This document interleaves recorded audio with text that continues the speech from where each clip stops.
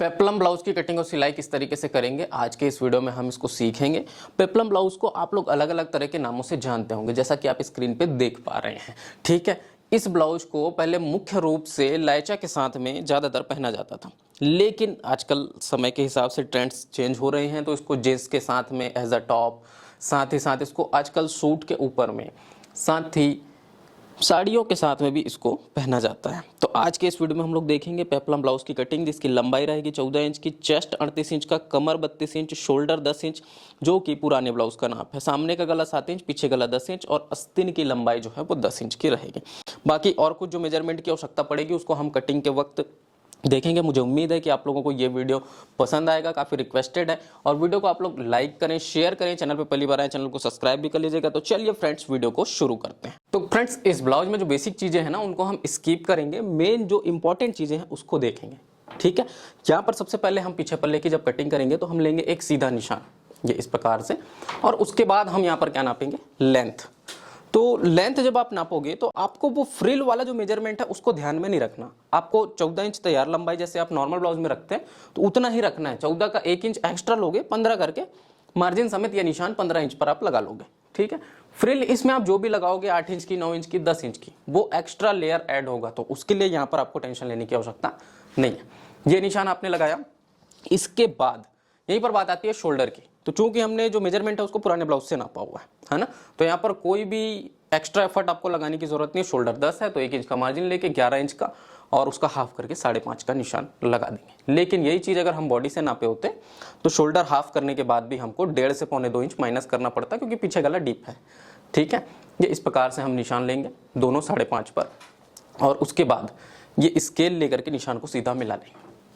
ठीक, अब चूंकि पीछे गला डीप है तो यहाँ पर आर्म होल का जो सीधा निशान हम मेजर करते हैं वो पहले ही कर सकते हैं, क्योंकि हम डीप गलों में शोल्डर की तरफ गले की तरफ ही हम शोल्डर को डाउन करते हैं। ठीक है, डीप गलों में हम क्या करते हैं, गले की तरफ ही शोल्डर को डाउन करते हैं। तो ये चीज़ ध्यान रखना। अभी ये वाला जो निशान है इसको हम इस तरह से डाउन करेंगे। अगर बात करें आर्म होल के सीधे निशान की, तो ये अप्रॉक्स आप 5.25 से 6 इंच के बीच में रख सकते हो, कोई दिक्कत नहीं। इसको सीधा आगे लेकर के जाना है। इसी लाइन पर हम क्या नापते हैं, चेस्ट नापते हैं, है ना। तो चेस्ट कितना है, 38, इसका चौथा हिस्सा कितना होगा, 9.5 इंच, तो 9.5 का निशान लगा लिए। उसके बाद अगर हम बात करें यहाँ पर सिलाई मार्जिन, चूंकि ये ब्लाउज का मेजरमेंट है तो आपको किसी भी तरह से एक्स्ट्रा लूजिंग की आवश्यकता नहीं है।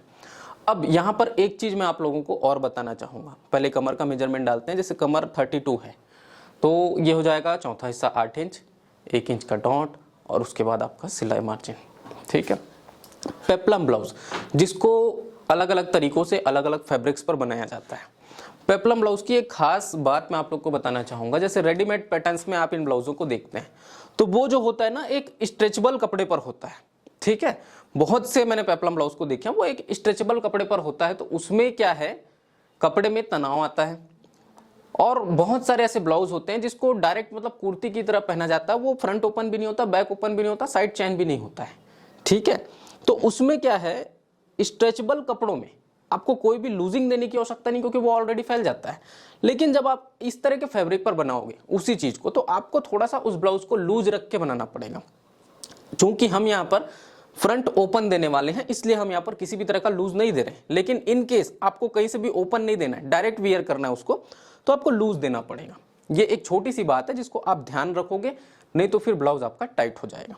ठीक है, देखो इसके बाद आपको करना क्या है, यहाँ पर पीछे पल्ले का डॉट लेंगे। तो डॉट वही बेसिक जो आप दूरी लेते हैं 4.5 इंच ले लेंगे, यहाँ पर भी इस तरह से। और उसके बाद बाकी जो बचा हुआ हिस्सा है ना, उसको हम एक शेप देंगे, राउंड शेप। यहाँ से लगभग 1 इंच यहाँ पर नाप लेते हैं और इसको पहले स्केल से मिलाएंगे, फिर हाथ से आपको इसको हल्का सा राउंड शेप दे देना है, ऐसे। ठीक है, तो ये बेसिक बैक पार्ट हुआ। जिसमें आर्म होल की अगर बात करें, आर्म होल आपको अंदर की तरफ डाउन करना पड़ेगा, क्योंकि ये पीछे गला डीप है, 1/2 इंच डाउन अंदर की तरफ, और पीछे का पल्ला है। तो इसमें आर्म होल गोलाई जैसा कि आप जानते हैं, फ्रंट का 1 इंच की दूरी से और बैक पल्ले का 1.25 इंच की दूरी से हम देते हैं। तो ये इसको आप इस प्रकार से बनाएंगे। ठीक है, ये देखिए ये हो गया। इतना करने के बाद, चूंकि ये पीछे का पल्ला है तो पीछे के गले के बारे में भी यहाँ पर हमें बात करनी पड़ेगी। पीछे का जो गला है वो अप्रॉक्स यहाँ पर कितने इंच का है, 10 इंच का। तो उस हिसाब से हम गले की जो चौड़ाई है उसको ज़्यादा ना रखते हुए 2.25, मैक्सिमम 2.5, उससे ज़्यादा नहीं, ठीक है, इतना रखेंगे। और उसके बाद गले की जो गहराई है वो आप मेज़र कर लेना। अगर आप सीधा नापते हो नाप लेते वक्त तो यहाँ पर सीधा नापना, तिरछा नापते हो तो तिरछा नापना। ये इस तरह से ले करके नीचे गले का फैलाव भी एकदम ज़्यादा नहीं देना है, ठीक है, नॉर्मल रखना है, 2.5 इंच, 2.25 इंच। और उसके बाद उसको मिला देना। मिलाने के बाद एक जो हम शेप देते हैं, कौन सा शेप बोलना चाहिए, जैसे आपको सिंपल राउंड देना है तो राउंड दे सकते हो, वी शेप देना वी दे सकते हो, जो आपकी मर्जी है वो आप दे सकते हैं, इसमें कोई इश्यू नहीं है, ठीक है। तो इस प्रकार से आपका बैक पल्ला बनेगा। इसको हम काटेंगे।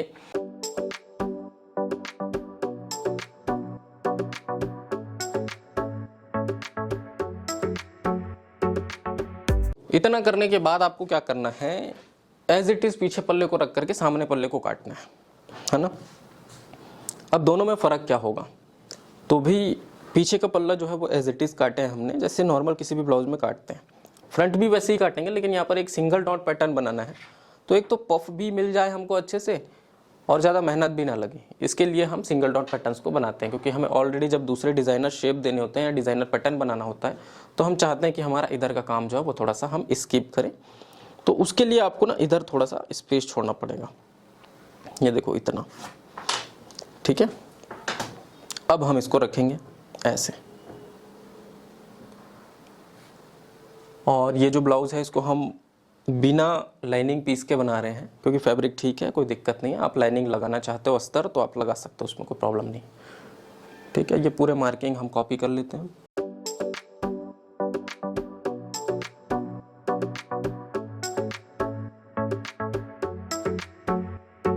तो देखो यहाँ पर मुझे नहीं लगता कि बैक पल्ला बताने के बाद फ्रंट कुछ और बताने की आवश्यकता है। सिंगल डॉट पैटर्न पे किस तरह से कटिंग किया जाता है, इसके लिए मैं आपको एक वीडियो दे रहा हूँ, ये वीडियो आप देख लेना और इसकी कटिंग कैसे होती है वो आप पूरा समझ लेना। क्योंकि यहाँ पर अगर मैं बताऊँगा तो टाइम ज़्यादा लगेगा और वीडियो आधे घंटे से लेकर 1 घंटे तक की बन जाती है, ये दिक्कत हो जाता है हमारे साथ। तो इसको हम स्किप करते हैं। बारंबार मैंने सिंगल डॉट पैटर्न को बताया हुआ है, तो फटाफट इसको काटते हैं। आप थोड़ा सा फास्ट फॉरवर्ड मोड पर देख लीजिए, ठीक है।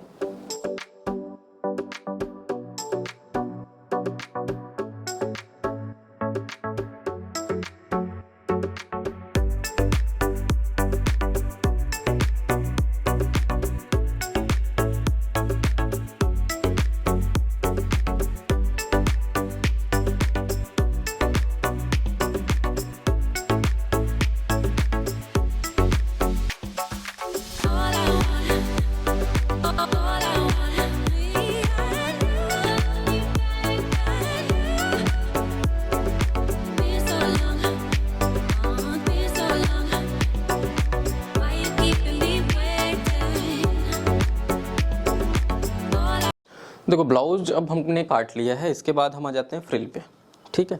नीचे फ्रिल लगाना है, वो भी डबल लेयर। तो इसको हम कर लेते हैं पहले इस तरह से 4 फोल्ड, क्योंकि डबल फोल्ड तो ऑलरेडी था।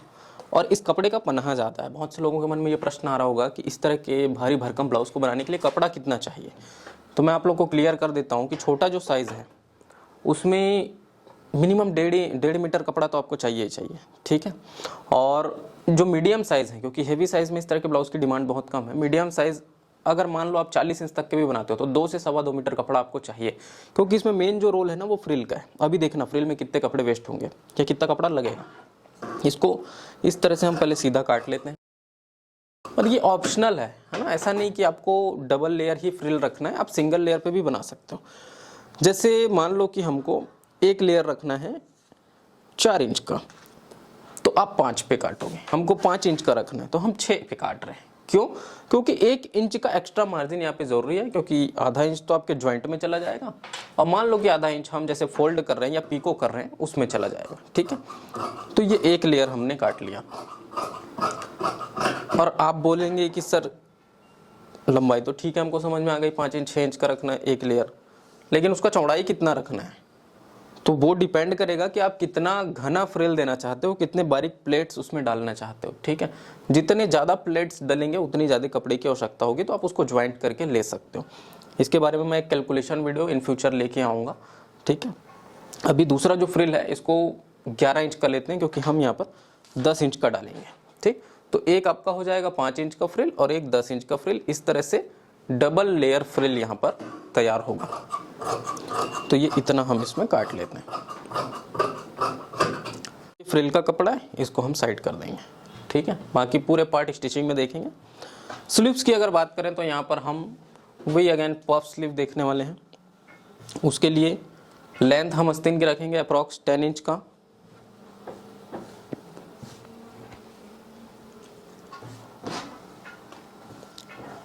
ये देखो, और इसमें ऊपर प्लेट्स आएंगे चुन्नटें और नीचे हम लगाएंगे रबड़, ठीक है। तो इसमें भी आपको एक्स्ट्रा जगह चाहिए, एक्स्ट्रा स्पेस चाहिए, तो यहाँ पर भी आपको कपड़ा ज़्यादा लगेगा, ठीक है। तो जैसे अगर हम बात करें, पहले इसको सीधा काट लेते हैं इस प्रकार से। ये देखो, अब यहाँ एक निशान लेते हैं सीधा इस तरह से। यहाँ पर सबसे पहले मेज़र करना है गोलाई, ठीक। मान लो कि आपके आस्तीन की गोलाई कितनी है, 6 इंच की है अप्रॉक्स, मान लेते हैं 6 इंच की आपकी गोलाई। उसके बाद आपको नीचे फ्रिल भी डालना है, तो उसके लिए 5-5.5 इंच कपड़ा एक्स्ट्रा हमने यहाँ पर दिया है, और उसी में साथ ही साथ आपका क्या मार्जिन भी इंक्लूड हो जाएगा, जो 1.5 इंच का हम गोलाई पर मार्जिन देते हैं वो, ठीक। अब यहाँ पर 1.5 इंच हमने नीचे कपड़ा छोड़ा हुआ है, ध्यान देना। इसके बाद हम टोटल लेंथ लेंगे, तो लेंथ कितना, 10 इंच का और 1 इंच का या आधा इंच का आप यहाँ पर मार्जिन ले सकते हो, 1 इंच ठीक है। तो यहाँ पर सीधा इस प्रकार से लेंगे, जैसे आमतौर पर हम आस्तीन पे आधा इंच का ही मार्जिन लेते हैं लेंथ पर, है ना। उसके बाद यहाँ पर नीचे आकर के लगभग 3.5 inch down armhole shape नापेंगे। यहाँ पर देखना, ये इस प्रकार से 1.5 इंच ऊपर आकर के ऐसे, ये पूरा राउंड शेप ऐसे आपको एक स्लीव का जो शेप होता है आर्म होल का, वो घुमा देना है और अब इसको काट देना है।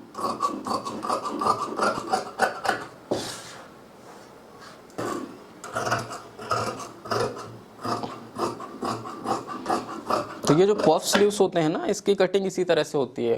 कभी कभी तो समझ में भी नहीं आता कि पफ स्लीव है, क्या स्लीव है, स्लीव है कि भी नहीं, ये भी समझ में नहीं आता है ना, देखने से। तो ये इस प्रकार से होगा, और उसके बाद वन साइड इसका छटता है, आप लोग को पता है फ्रंट पार्ट, तो इस प्रकार से छांट देंगे। तो इस तरह से जो है ओवरऑल कटिंग कंप्लीट होती है इस पेप्लम ब्लाउज की। और अभी आ जाएंगे हम स्टिचिंग पर, क्या क्या चीज़ें देखनी है और किन किन चीज़ों को स्किप करना है, चलिए उनको देखते हैं। तो फ्रेंड, जैसे ही हम सिलाई पे आएंगे तो बहुत सारी चीज़ों को हम यहाँ पर स्किप कर देते हैं। जैसे कि मान लो यहाँ पर आपको गला तैयार करना है, डॉट लगाना है ना, पट्टियाँ लगानी है, इन सभी चीज़ों को हम स्किप करेंगे। मेन देखेंगे फ्रिल लगाने के लिए और कुछ कुछ फ्रंट के जो पोर्शन है उसको तैयार करने के लिए, ठीक है।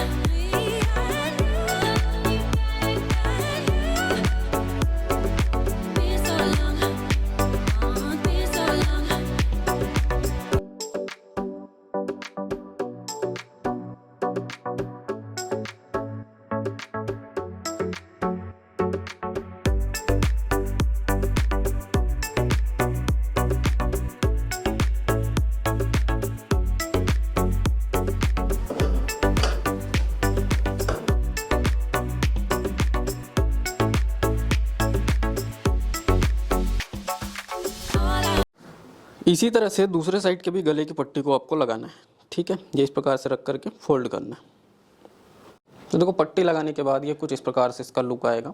उसके बाद आपको क्या करना है, नीचे कमर पट्टी लगानी है, ठीक है। यहाँ पर जब आप कमर पट्टी की बात करते हो तो इसमें आपको अलग से कुछ लगाने की आवश्यकता नहीं है। क्यों?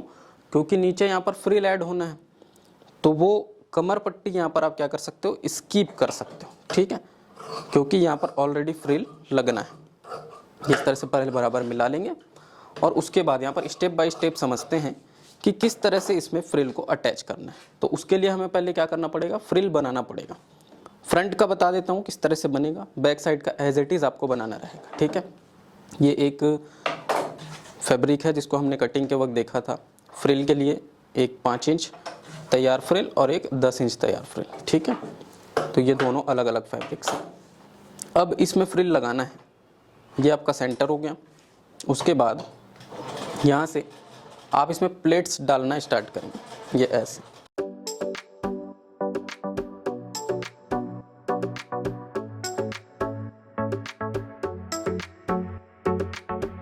तो इसमें आप देखेंगे कि सेंटर का एक प्लेट छोड़ करके पूरे कपड़े पर हमने प्लेट लगाया है, ठीक है। सेंटर पे बस हमने छोड़ा है और उसके बाद ये आप मेज़र करके देख लेंगे एक्चुअल कमर के साइज़ में आ रहा है कि नहीं आएगा तो आपको और लगाने की आवश्यकता है, लगा सकते हो। खोलने की आवश्यकता है, एक आध प्लेट खोल भी सकते हो, ठीक है। एज इट इज़ आपको इस छोटे वाले फ्रिल को भी तैयार करना है। ये देखिए,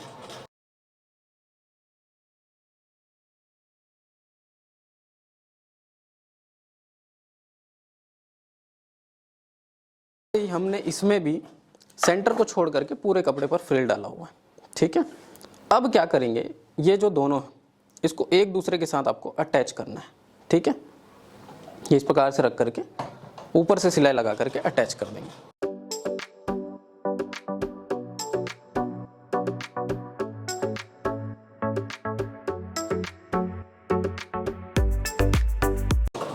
जब दोनों फ्रिल एक दूसरे के साथ बराबर बैठ जाएंगे उसके बाद आपको इसको फैब्रिक पे अटैच करना रहेगा। तो ये आपका सेंटर है जिस पे हम इस तरह से इसमें कट लगा देते हैं, ठीक है, इतना दूर तक। अब इतना कट लगाने का उद्देश्य क्या है, फ्रंट ओपन रखना है, इसलिए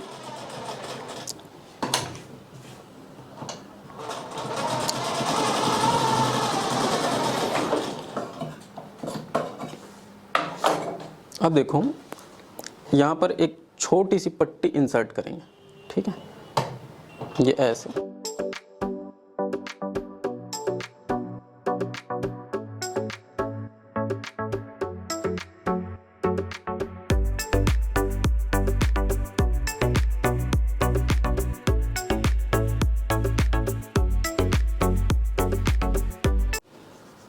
अब इसको हम ब्लाउज के पीसेस पे अटैच करेंगे। तो फ्रंट 2 पोर्शन पे है, देखो अलग अलग हैं, तो इसको अलग अलग अटैच करेंगे। इसीलिए हमने इसको 20 से फोल्ड किया है, 20 से कट लगाए हैं। ये देखो बराबर बैठेगा क्योंकि आपने मेज़र करके इसको कंप्लीट किया है ना।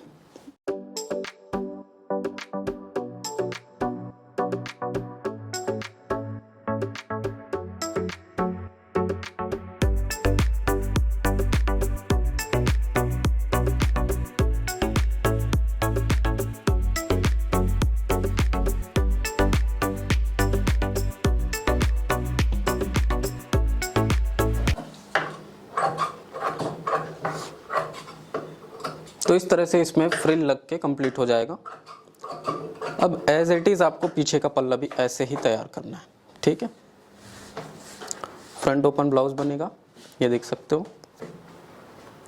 अब इसमें आप हुकाई पट्टी लगा सकते हैं, साथ ही साथ अगर चाहें तो इसमें चैन भी लगा सकते हैं, लेकिन हम अभी इसमें हुकाई पट्टी ही रखते हैं और हुकाई ही लगाएंगे, ठीक है। तो ये देखो कुछ इस टाइप से आएगा। ये बैक पल्ला तैयार करने के बाद आप ये जो बैक पल्ला है और फ्रंट पल्ला है दोनों को ज्वाइंट कर देंगे, ठीक है। तो ये इस तरह से रहेगा।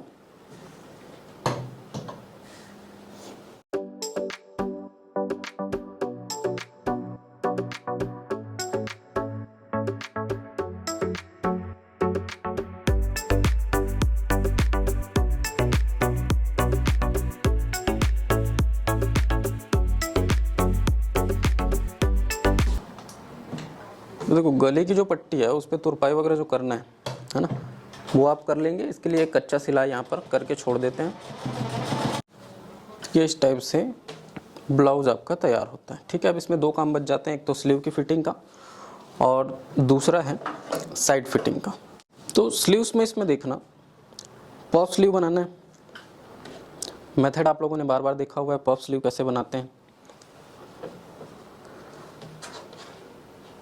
ये देखो इसमें भी हमने इतना एक्स्ट्रा मार्जिन छोड़ रखा है स्लीव का। उल्टा सीधा का ध्यान रख करके इसमें गोलाई पे रबड़ और ऊपर प्लेट्स डालनी है, ठीक है। तो इस तरह से रबड़ लेना, एक पतला रबड़ 1/2 इंची, और यहाँ पे फिट करना, जो एक्स्ट्रा मार्जिन छोड़ करके कट लगाए हैं वहाँ पर। ठीक, रबड़ को कंप्लीटली खींचते हुए फिट करना है ताकि ऑटोमेटिक वहाँ पर फ्रिल बने। खींचते जाओगे फ्रिल बनते जाएगा। अब इसमें ऊपर में भी प्लेट्स डालनी है। ठीक है, नीचे का तो हो गया। ऊपर की अगर बात करें, ऊपर आपको यहाँ पर हमने कट लगा रखा है, सेंटर पे डालना है प्लेट्स, और यहाँ पर भी छोटी छोटी प्लेट्स होंगी, कोई खास बड़ी प्लेट्स आपको यहाँ पर नहीं लगानी है। ये देखो,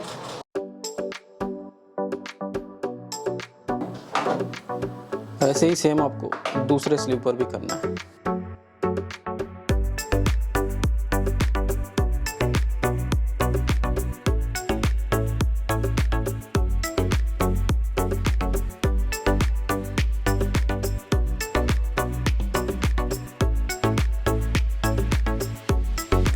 तो अब इन्हें फिट करना रहेगा। एक साइड का फिट करने के लिए देखते हैं, दूसरे साइड का स्किप करेंगे। और इसके जो फिटिंग प्रोसेस है उसको कम्प्लीटली स्किप करेंगे, क्योंकि जैसे नॉर्मल ब्लाउज में आप फिटिंग डालते हो वैसे ही इसमें भी फिटिंग डालना है। ठीक है, यहाँ पर इस प्रकार से रख करके एक स्लीव को अटैच करते हैं। नॉर्मल वैसे ही फिट होगा जैसे किसी भी स्लीव को आप फिट करते हो, कुछ अलग नहीं रहेगा।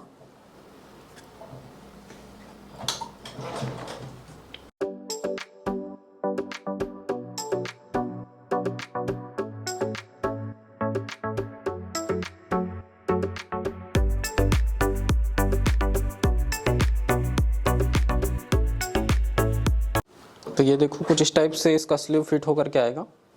सेम ऐसे ही आपको दूसरे साइड के स्लीव को भी फिट कर देना है। ठीक है, तो अब लास्ट जो प्रोसेस है वो है फिटिंग का। ठीक है, फिटिंग से पहले थोड़ा सा प्रेस से आपको जमा लेना है प्लेट्स को। ठीक है, फ्रंट बैक जो भी प्लेट्स आपने डाली हुई हैं, डबल लेयर फ्रिल है, तो इन प्लेट्स को आप प्रेस से जमाएंगे तो ज़्यादा अच्छा लुक आएगा।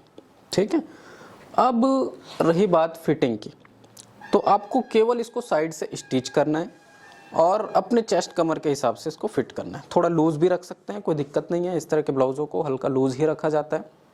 ठीक है, और अगर आप फिटिंग चाहते हैं तो फिटिंग भी रख सकते हो, उसमें कोई दिक्कत नहीं, क्योंकि फ्रंट ओपन है तो इश्यूज़ नहीं आएंगे। मेजरमेंट ले लेना चेस्ट कमर का और इसको साइड से फिट कर देना। बहुत बेसिक सी चीज़ है, इसलिए यहाँ पर ज़्यादा कुछ बताने की आवश्यकता मुझे नहीं लगता कि इसमें है। ठीक है, तो देखो फिटिंग करने के बाद ये कुछ इस टाइप से आएगा। अब इसमें एक काम और रह जाता है लास्ट में, उसको हम स्किप करेंगे। वो है आपके आस्तीन में पीको करना और नीचे की जो लेयर्स है उस पर पीको करना। ठीक है, क्यों थोड़ा सा टाइम ज़्यादा लग जाएगा, इसकी वजह से हम इसको स्किप कर रहे हैं। और बाकी ये है इस ब्लाउज़ का फाइनल लुक। मुझे उम्मीद है आप लोग को ये जो डिज़ाइन है ये पसंद आया होगा। कटिंग प्लस स्टिचिंग कंप्लीट एक वीडियो में बताया, इसलिए ज़्यादा समय लग गया। और आप लोग इस ब्लाउज़ को बनाना चाहेंगे कि नहीं, ये मुझे कमेंट्स में ज़रूर बताइएगा। इस पेप्लम ब्लाउज़ का जो डिज़ाइन है वो आपको कैसा लगा ये ज़रूर से बताइएगा। वीडियो पसंद आए तो उसको लाइक करना, शेयर करना। चैनल पे पहली बार आए चैनल को सब्सक्राइब भी कर लीजिएगा। बाकी मेरा जनाब से फिर मुलाकात करता हूँ किसी नए वीडियो में नए टॉपिक के साथ। तब तक के लिए जय हिंद।